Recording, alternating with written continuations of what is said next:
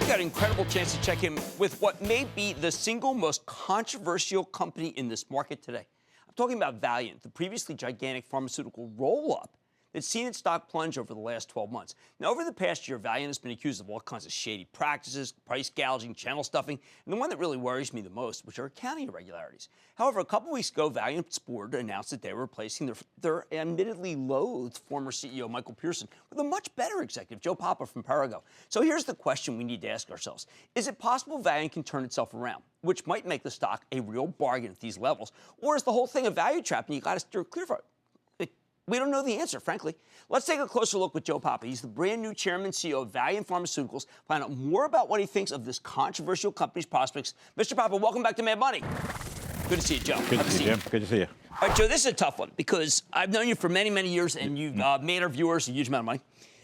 But you're going to a company that, while there are 20,000 more people that are all, I'm sure, very nice, Charlie Munger, one of the great investors of our time, associated with Warren Buffett, said that Valeant's a sewer because it jacked up prices of old medicines to game the system. Joe Papa, why would you want to be a part of that? Yeah. So, Jim, I've been in the pharmaceutical business for 35 years. And what I've always tried to do is go to the data, try to figure out what's there, what's not there, because that, to me, is the most important question. So I did my diligence, and I looked at Valeant from not just the level of the noise, because I hear a lot of news, right, you know, good and bad, but in terms of the growth, they've grown phenomenally in the 8 years that Mike was there. But there's some noise. Yeah. I absolutely get that. But so what did I do? I went in and I looked at the information. I said, you know, what do the people look like? And candidly, Jim, many of the people that are there, they have 22,000 people, all dedicated to trying to improve patients' lives. And I think that's a really important, noble cause, and I think that's why pharmaceuticals is so important. But Joe, I mean, we know, versus Barron's this weekend, well-researched piece, saying that if the accounting had been generally accepted accounting principles, sure, the company would have actually lost money rather than make $8.14. I'm sure these people are very nice and very good, but the accounting, Joe, the accounting seems wrong to me. So I understand the comment on accounting, but let me just go through a little bit more, because what else is there? Because that was the other thing that I said. They have a global leading brand in a number of areas of ophthalmics, the Bausch & Lomb products, right, contact lenses, great products. They have a global leading brands in dermatology, global leading brands in the GI disease area. So they've got great brands global. I think that was really important to me. But you know, the biggest surprise and the reason that really got me is I looked at their pipeline. Because to me, that's going to predict how is a company successful in the future. Are they going to grow organically or not? Okay. We've got 33 products in the pipeline. We've got 10 products that are going to launch in the next 12 to 18 months. And they're for important things like psoriasis. They can make a difference for a patient with psoriasis. We've got products in the dermatology space. We've got products in the gastrointestinal space. We've got new products for glaucoma. All these, I think, are really just going to drive it. More than $30 billion in debt. They researched, I looked at the R&D budget. It's around 3%. Pfizer and Merck are 16%. This isn't a knockoff drug company, Joe. They got to spend more money. You got to be able to pay this debt. You've got to be able to, you must have to sell some things, even though Bill Ackman, who's maybe your putative boss, says you don't need to sell anything. Joe, this is a situation that is dire. Yeah. So I know we've got some things we're going to work on. I believe, though, that we're going to be generating cash, because that's obviously important. Right. We are generating cash. We're generating EBITDA. We've got over $10 billion of sales. So I do think the footprint is in place. Do I have to execute on things? Absolutely correct, Jim. But I do think that I look at it. The first thing I need to do is stabilize the company. Right. That's working with our employees, working with the physicians, making sure that we work with patients. I've got to get that stabilization.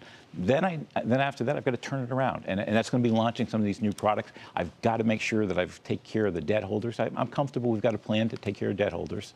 And then, importantly, obviously, generate the total shareholder return for the Now, you do stand to benefit, according to the press reports. $65 million is the package if things go right. You left Perrigo, and you get this. Are you doing it for the money, Joe? Jim, this is not about the money. This is about, to me, as I said, I love the pharmaceutical industry. This is an industry that does more good for people than any other industry, at least as far as I'm concerned. I'm a pharmacist by my training.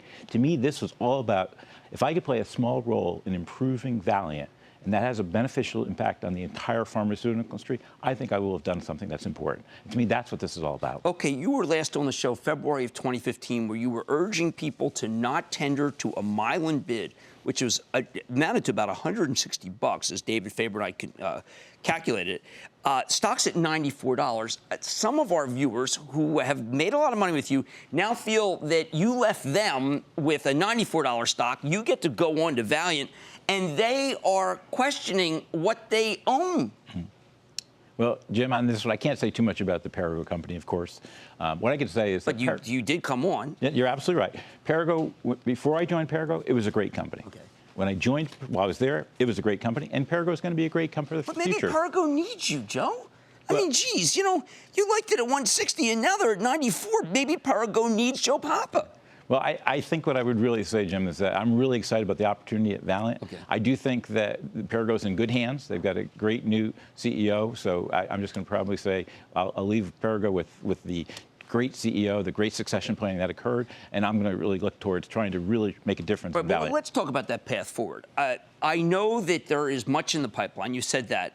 But what's the first thing? I know you said stabilization, but does stabilization mean get these multiple investigations behind you? Because the multiple investigations could hinder what you're trying to do. Yeah. So I think the first thing I have to do is, as I said, re-recruit my employees to my company. Re-recruit. Get their engagement back. Okay. That's an important message. They've had a tough 9 months. There's no doubt about that. They're in the paper every day. But I think I could do that. Okay. I think this is clearly. I've got to deal with some of the regulatory issues that are out there, and we've got a plan to do that.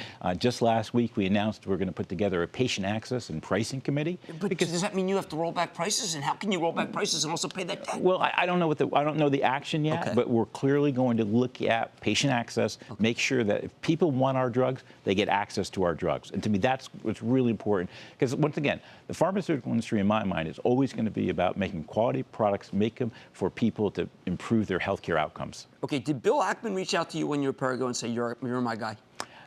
In terms of Is that who made the contact? I was contacted by an industry individual. It wasn't Bill. Okay. When you get in and you look, and you've only been there for a few days, and I have to tell you, you're totally stand up to come, because I was candidly upset because we have so many people in Perrigo, and it's a local company. It's from where? It's from where. I had a house in Dublin, Joe. I mean, this is where I grew up, and I look at what's happening, and I say to myself, okay, foremost pharmaceutical guy in the state, local company, comes to this situation, and frankly, maybe it's not solvable, Joe. I mean, maybe it's not. Yeah. Relative to how I can solve Valeant? Well, I mean, the balance sheet. Yeah. I keep coming back to that balance sheet, Joe. And you had a pretty good balance sheet at Perrigo. You didn't have to worry about such a thing. Yeah. You always had investment grade. That is true. But I do think we can manage through this balance sheet question. It's an absolute priority for me. I want to be clear to that. Okay. It's an absolute priority. But I do think we can manage through that and also get the returns that we're looking for our shareholders. Do you think the political stuff can be behind you? I mean, it's election coming up. Or you somehow get that behind you? Well, I'm going to work really hard at it, Jim. That's all I can promise. That's an important objective for me.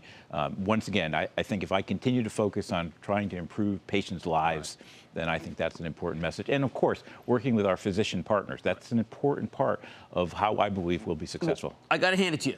Because you came on. I've been very critical.